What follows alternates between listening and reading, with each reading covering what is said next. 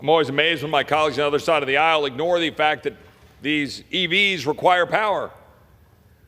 Somehow they get charged from the magic fairy dust of the magic energy tree. I mean, what are we talking about here? How do you power up an electric vehicle? Burning coal, burning gas, the nuclear plants that we're not actually permitting or building in the United States? While China builds 2 coal-fired plants virtually every week, we're building none. Well, good for us. But the vast majority of the world is producing power with coal, natural gas, and it is growing exponentially.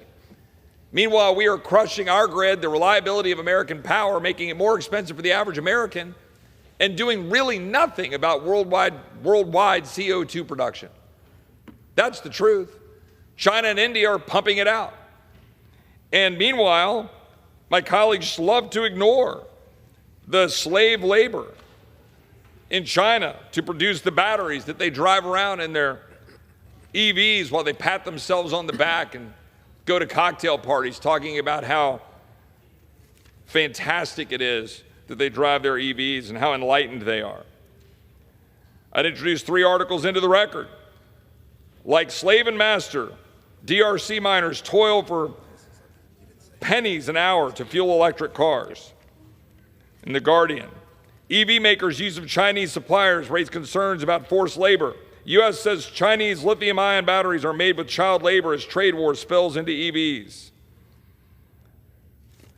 The fact of the matter is, my colleagues on the other side of the aisle want to parade around EV mandates like they're somehow going to magically create power out of thin air, ignoring the fact we're empowering China, ignore the fact we're empowering Chinese labor, child laborers, while we destroy the cost of living for the average American family, take away choice, take away the ability of an American citizen to be able to go out into the market and buy a hybrid vehicle or another vehicle that they can use to travel long distances, do their job, whether they're a plumber, whether they're an electrician, whether they're carrying goods and services in a truck.